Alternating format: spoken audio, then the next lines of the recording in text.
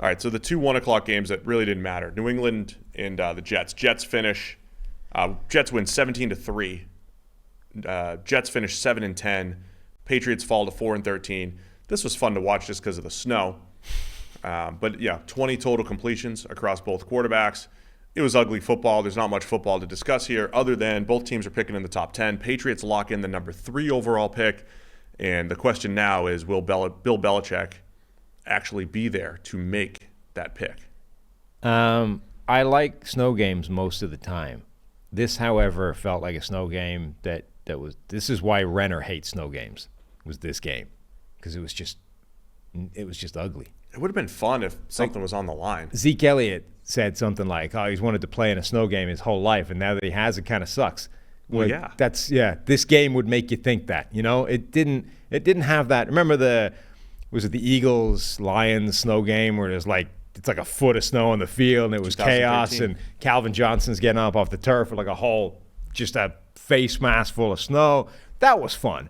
This wasn't fun. It was just kind of sad, and it was this game. I mean, the Jets, Patriots with nothing on the line, with bad seasons, with no quarterbacks. And it's like, this is just ugly across the board. The snow's not helping anything. It's just making it worse.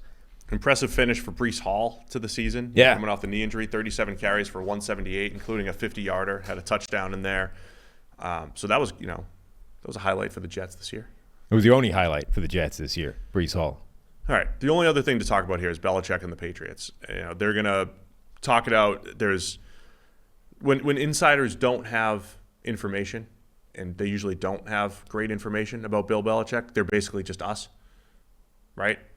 Your top insider, what's going to happen in New England? Well, they could fire Bill Belichick, or they could trade him, or they could take away GM duties. We'll find out this week. Yeah. So that's my inside information. Okay, yeah. The other thing to say, this snapped a 15-game losing skid for the Jets against the Patriots. Oh, yeah. It's the first time since Fitzmagic in 2015. Right. 15 games within the division, that's a hell of an achievement to lose or win straight. Anyway, what is your prediction? I need a prediction for what the Patriots do with Bill Belichick. So I need both ends of that, right? Do they get rid of him? If yes, where does he go? And then if yes, who comes in? I think Belichick's out. I can't figure out where he's going to go because the rumors that Harbaugh is going to the Chargers I don't know where Belichick would even want to go. Mm-hmm. Like, do you want to go work for the Raiders? God, no. Do you want to go to the Chargers? Do you want to go to the Falcons? Do you want to go to the Panthers? I don't think he wants to do any of those things. The Falcons might actually be the Chargers are the most intriguing because of Herbert, but do you really want to go? I'd say Chargers-Falcons right now is probably the most attractive. Like, if you're Belichick, do you now have an acute appreciation for how much you need a quarterback? Like, does the last few years minus Brady go, the only thing I care about right now is finding a good quarterback? Well, there's also a part of me that really wishes he would stay just out of curiosity with what they would do at number 3. The only other time I think they had a top 10 pick, they drafted a linebacker, Gerard Mayo. He was a good linebacker. But are they going to draft like Jeremiah Trotter at 3 from Clemson? I'm just interested in that. And I'm still interested in what Belichick does from a QB evaluation standpoint. Yeah. I don't think they missed completely on Mac Jones. I think they just kind of ruined him. Like, he could have been a decent quarterback, but it was he rough was like, situation there. He was QB 5? He was the 5th quarterback, right? They didn't choose Mac Jones. He was the 5th quarterback and that's basically of that class. That's basically as high a chance as they've had on a quarterback since ever.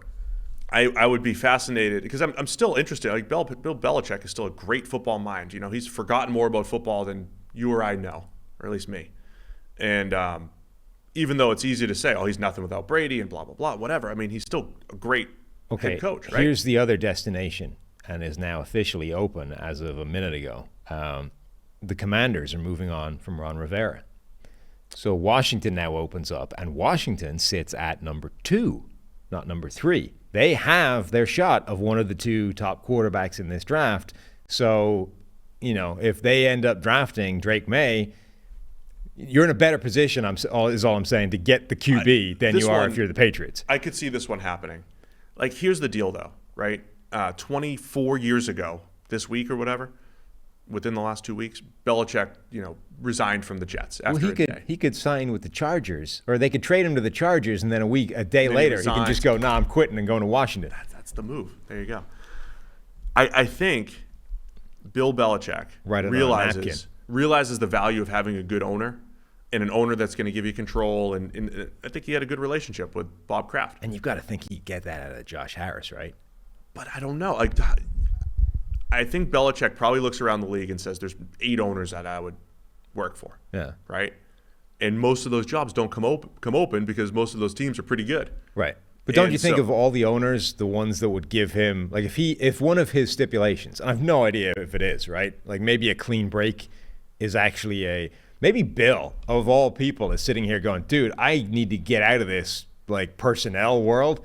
I'm sick of being Bill the GM as well as just let me go coach. I don't like all this GM stuff. This is dragging my ass down, but I can't give it back in New England. Like that would be a terrible climb down. Maybe Bill is like, I would desperately love to get out of the personnel business, give that to somebody else, and just let me coach. I have no idea. But anyway, if he does want to keep total control over everything, including personnel decisions, you've got to think one of the easiest places to do that will be a new owner, a green owner, wet behind the ears, who we can just go, hey, I know what I'm doing. Give me everything. So Josh Harris, David Tepper, those are the guys that are going to give you that because they don't necessarily know any better. Yeah, I don't see him working for Tepper. I could see that. I don't either. I could see the Commanders. I also think Belichick would want to go. Like Washington has a better history. I think he's got this appeal to history. I don't think he wants to go to an Atlanta or to a Los Angeles Chargers team when it's like, I could be in Washington, I mean, right? They've got some history, just different. Yeah. What about? There was a lot of talk before the games yesterday of your thing of insiders just saying things without knowing anything. Yeah, they were all trying to give comments about how nobody knows what's happening with Mike Vrabel. And they were differently weighted comments, but they were all the same, which is nobody knows. Is Mike Vrabel going to go to New England? That I could see. I think people expect Gerard Mayo to just take over. I assume there's probably going to be something in Robert Kraft that says, why do I want to just run it back with Belichick's disciple?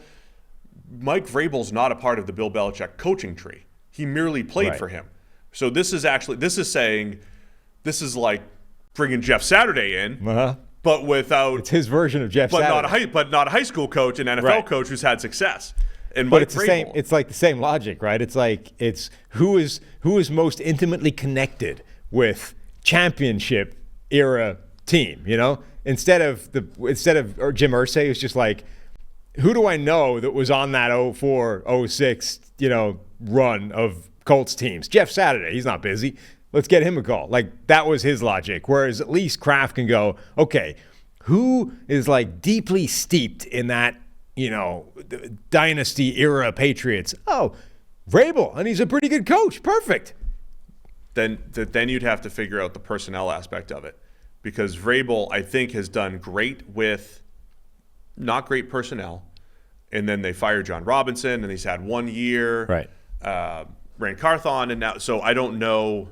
You have to have that combo GM deal, unless Vrabel wants to negotiate personnel control. Mm-hmm. So my quick prediction, I'll say Belichick to Washington, sure, and but I think he's going to be gone in New England, and they would go the Gerard Mayo or Mike Vrabel route.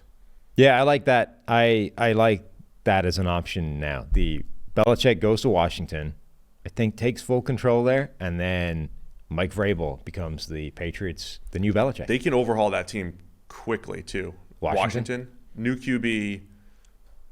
It's not like the team's trash, personnel-wise, but new QB, decent enough personnel, cap space, they might be able to turn it around pretty quickly. Howe, by the way, becomes a fascinating backup as well. Like a guy that can come in fresh and not just like function at a high level, but is a complete X factor in terms of like dial up all of the crazy suicidal pinball plays the second you need him to win a game for you. I'm all for having Sam Howell as a backup.